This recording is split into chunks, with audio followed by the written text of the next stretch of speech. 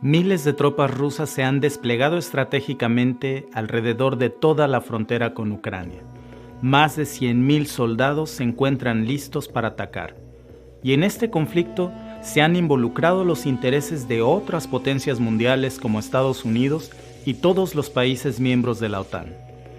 Pero, ¿por qué Ucrania ha despertado tantas disputas entre Washington y Moscú? Mientras que ninguno de estos países se pelea ni se amenaza por conflictos, por ejemplo, en Siria, Libia, Palestina o Mozambique. Y sobre todo, ¿cómo involucra este conflicto de manera directa a América Latina que, coloquialmente dicho, no tenemos vela en el entierro? Si te interesa saber cuáles son los verdaderos intereses y qué hay detrás de esta disputa, en este video te voy a dar 6 puntos determinantes que necesitas saber para entender lo que realmente se esconde detrás de este conflicto. Yo soy Víctor y esto es The Mexican Family. Como si no tuviéramos suficiente tratando de lidiar con los problemas del COVID-19 y sus interminables variantes, la inflación vertiginosa en todo el mundo y los problemas en las cadenas de suministro, ahora aparece un problema más: la casi inminente invasión rusa de Ucrania. Muchos podrían pensar que este conflicto no nos afecta, pero una vez que comienzan las guerras es muy difícil contenerlas, y principalmente si el conflicto implica a más de una potencia. Pronto abarcaría todo el planeta. Ahí tenemos el ejemplo de la Primera Guerra Mundial y su comienzo en Europa del Este. Algo similar podría ocurrir ahora. Una guerra con Ucrania ofrecería a China, por ejemplo, la oportunidad perfecta de invadir Taiwán.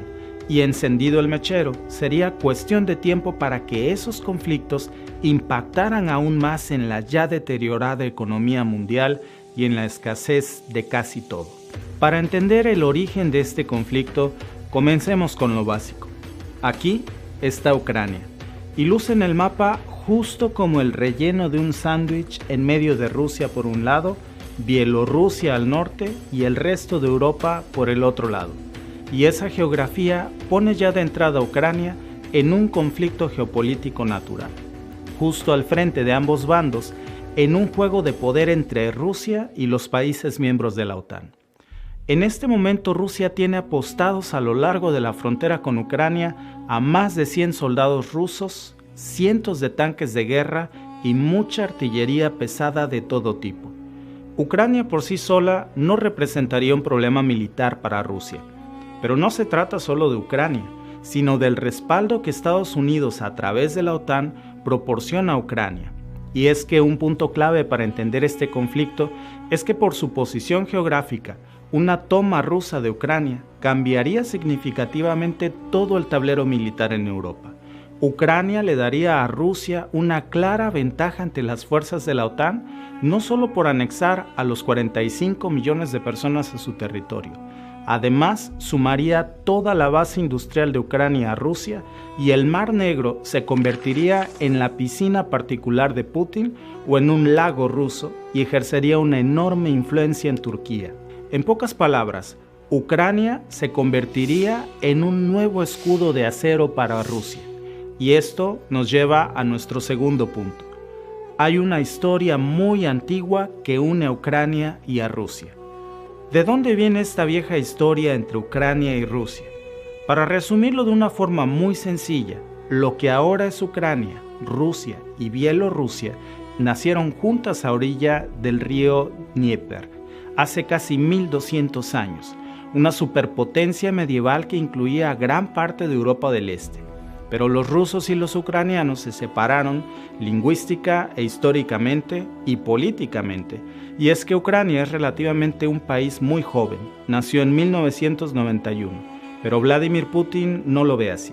Para él todavía hay profundos lazos culturales y políticos. Él mismo ha dicho que ve a Ucrania y a Rusia como un solo pueblo.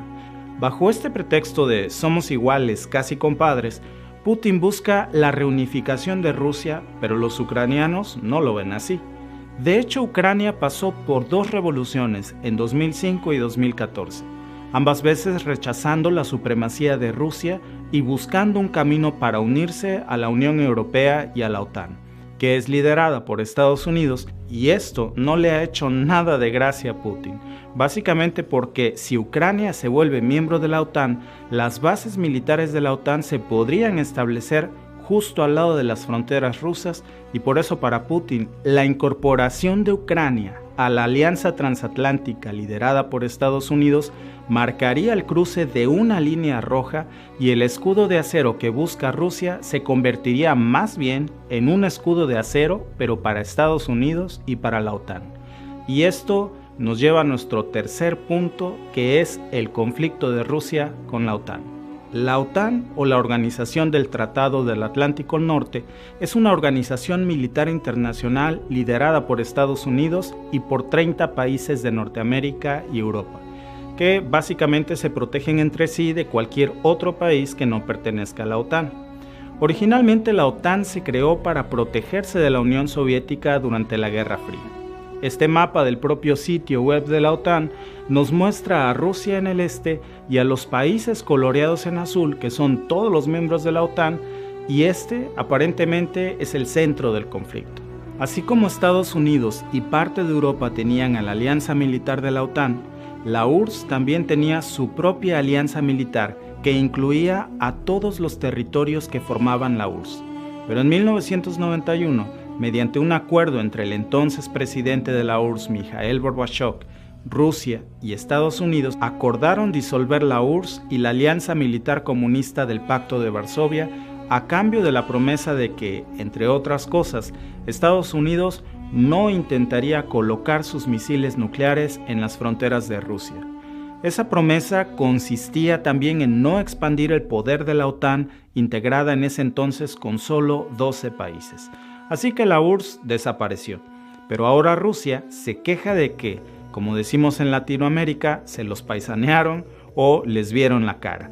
Y es que, contrario a eso, la OTAN sí se expandió al este de Rusia, pasando de 12 a 30 estados miembros, justo en las fronteras de Rusia. Tras la caída de la URSS, la OTAN ha admitido a países del bloque del este como Bulgaria, Polonia, Rumania o incluso antiguas repúblicas soviéticas como Letonia o Lituania. Esas incorporaciones tienen una gran connotación para Rusia, porque esos países pertenecían al Pacto de Varsovia, la organización militar rival de la OTAN, liderada por la Rusia en la antigua URSS. Entonces, Rusia disolvió su alianza militar con la URSS y luego Estados Unidos se hizo de los exmiembros de la URSS con la OTAN.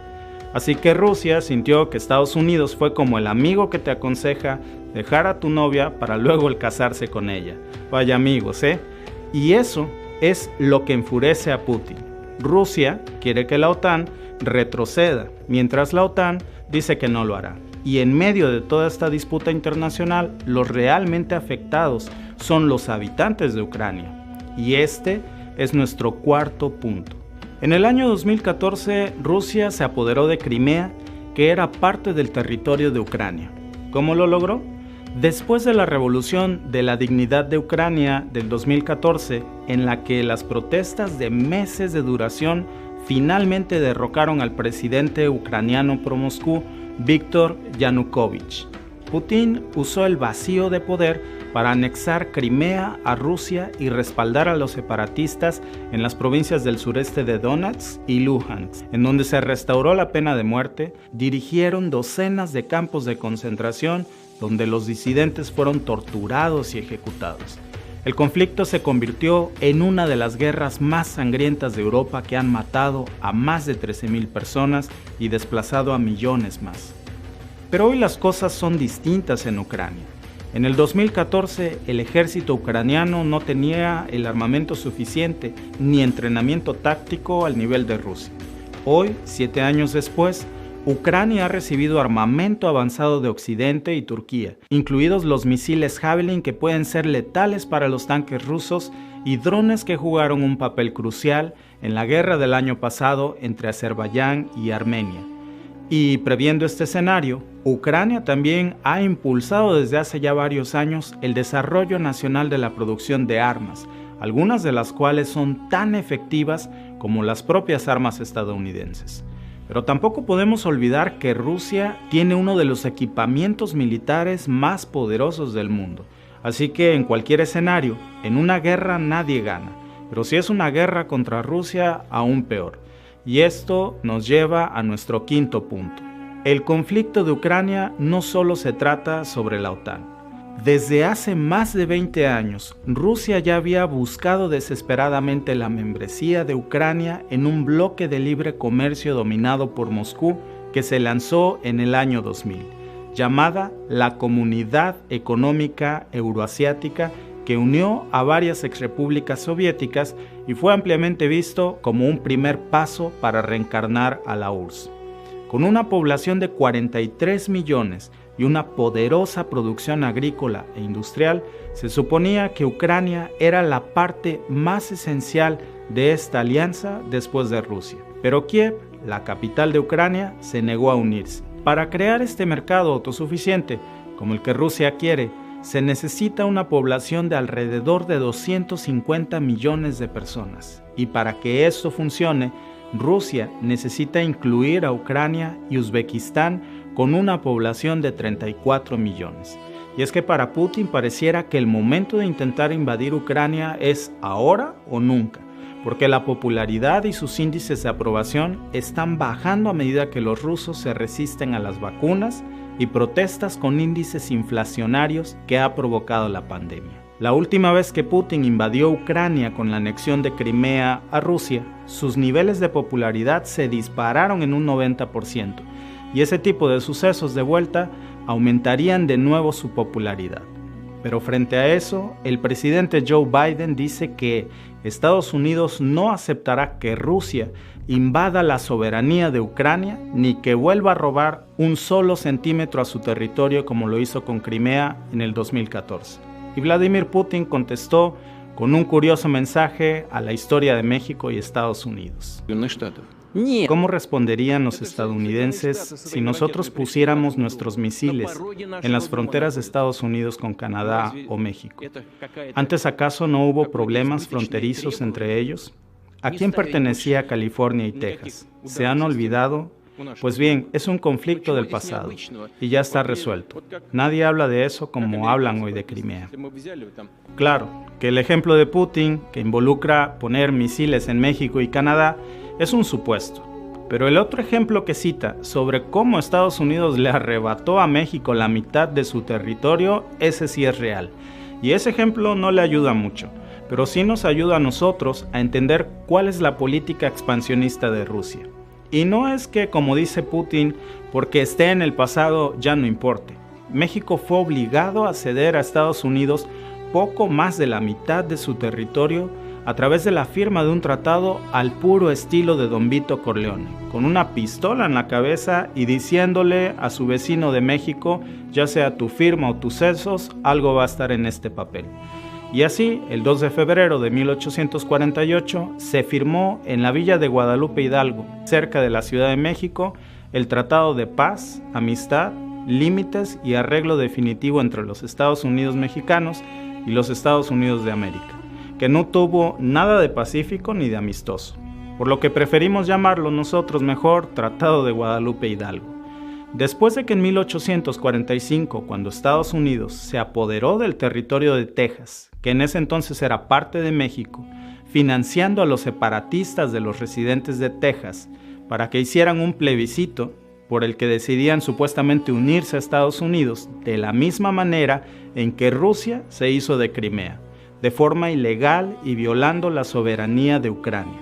Pero al final, México no tuvo más opción que aceptar su nueva condición de perder el territorio de Texas y las relaciones diplomáticas entre Estados Unidos y México se rompieron. Y eso dio pie al año siguiente a una guerra intervencionista justo como la que hoy prepara Rusia contra Ucrania. Y finalmente, la invasión estadounidense del territorio mexicano comenzó en 1846 y terminó en 1848 con la derrota de México, así que como penalización de guerra, México le entregó al país invasor, que en ese entonces era Estados Unidos, cerca de 2.400.000 kilómetros cuadrados de tierra, A cambio, México recibió la irrisoria cantidad de 15 millones de dólares. En cualquier escenario, el ejemplo de Vladimir Putin no justifica sus planes contra Ucrania. Mejor dicho, su ejemplo solo demuestra que pretende a través de la fuerza y la guerra hacerse de Ucrania, violando la soberanía de otro país, como lo hizo Estados Unidos con México hace más de 170 años. Ahora somos países hermanos, es cierto, pero el paso del tiempo no convierte a los abusos en algo bueno ni irrepetible. Una cosa es cierta, para Rusia se trata de una política expansionista. Para el resto de los países involucrados es solo una lucha de poder. Lo que Rusia pretende hacer no es nada que Estados Unidos o Reino Unido no haya hecho antes. A ninguno de ellos le importa realmente Ucrania. Si realmente lucharan por la paz y el derecho a la soberanía de otros países, en este momento ya se estarían discutiendo también un cese a los conflictos en Siria, Libia, Palestina o Mozambique. Pero allí no hay nada que les pueda interesar a los países de primer mundo. Y por eso ni los ven ni los oyen. Yo soy Víctor y si te ha gustado este video, ayúdame suscribiéndote al canal y nos vemos en el próximo video.